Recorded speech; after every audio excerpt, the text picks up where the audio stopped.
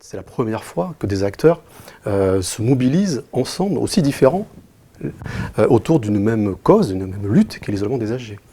Et ça donne des choses concrètes et efficientes sur le terrain. C'est rejoindre une cause. C'est vraiment un enjeu qui nous tient à cœur, et c'est être moins seul aussi, se sentir voilà, tous ensemble, dans une mobilisation, dans le même objectif.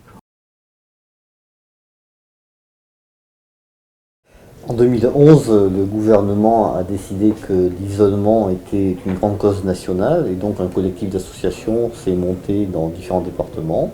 En Gironde, ça a été le cas. Plusieurs associations comme les Petits Frères des Pauvres, Saint-Vincent-de-Paul, le Secours catholique et d'autres associations se sont regroupées et ont commencé à réfléchir à la thématique de l'isolement.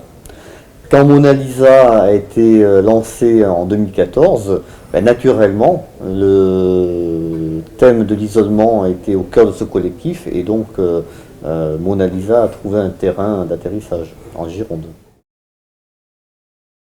Elle réunit toute une série d'acteurs qui ont signé la charte nationale de Mona Lisa. Donc toute une série d'acteurs qui n'ont pas l'habitude de se retrouver ensemble forcément, mais qui se retrouvent tous les 2 mois autour de la table dans un espace d'échange.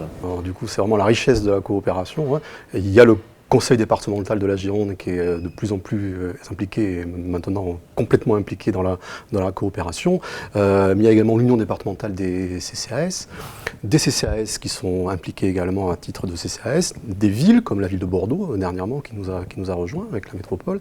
Ça, c'est vraiment une des richesses, quoi. C'est vrai que c'est des acteurs qui n'ont pas forcément l'habitude de coopérer pour le coup. C'est-à-dire que là, on n'est pas dans un dispositif qui descend, où on dit voilà, ça va se passer comme ça, comme ça, comme ça.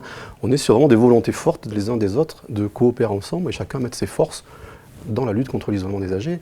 Et c'est vrai que ça, c'est la plus-value. Il ne faut pas non plus que j'oublie les caisses de retraite. RSI, MSA, CARSAT, les complémentaires santé, G2R, Malakoff Médéric, vous voyez, avec cette diversité-là, chacun apporte, sans perdre son identité, qui il est dans la mobilisation. Oui, et puis du coup, ce qui se joue dans l'animation, c'est que tous les deux, nous sommes issus de ces 2 mondes, justement. Moi du champ associatif, et toi, justement, de tout le monde institutionnel, voilà, qui fait des collectivités territoriales, notamment. Voilà. Et ça légitime quelque part vraiment cette animation. C'est-à-dire que si ça avait été que un et pas l'autre, il y aurait eu quelque chose de l'ordre du déséquilibre. Et en plus, on respecte aussi l'idée générale de Mona Lisa au niveau national en faisant ça. Vous êtes déjà allé à la montagne? Non. Une autre innovation sociale quand même, c'est l'équipe citoyenne. Cet objet social de fraternité. Où quand on est citoyen et que sur une ville, il y a une équipe citoyenne Mona Lisa, on sait qu'on peut rentrer dans un collectif qui lutte contre l'isolement social.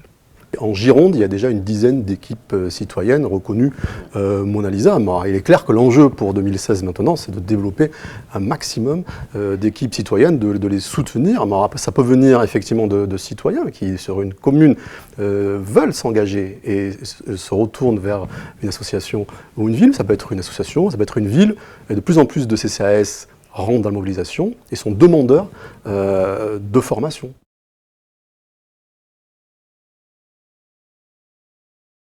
Bonjour Linette. On vous apporte des petits chocolats? Mona Lisa sera actée comme une action de lutte contre la perte d'autonomie dans le schéma du département de la Gironde.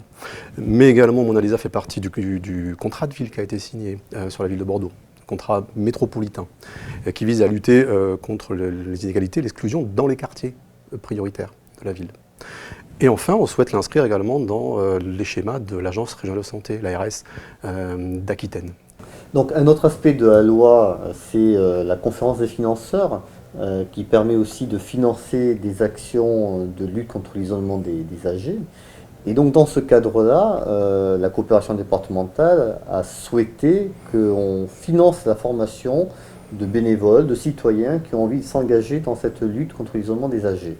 Et là-dessus, on va être aidé aussi par le Conseil général, puisque Il va nous appuyer dans le réseau des pôles de solidarité qui structurent et qui maillent donc, le territoire de la Gironde.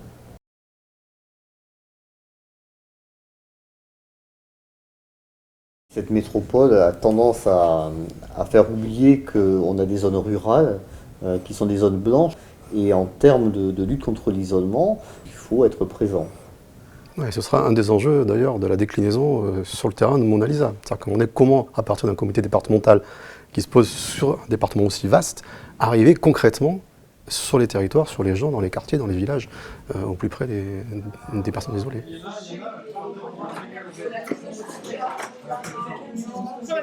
Après, tu sais qu'elle est en train de me dire, Pascal, qu'il y en a qui sont motivés. Oui, il y en a qui sont motivés.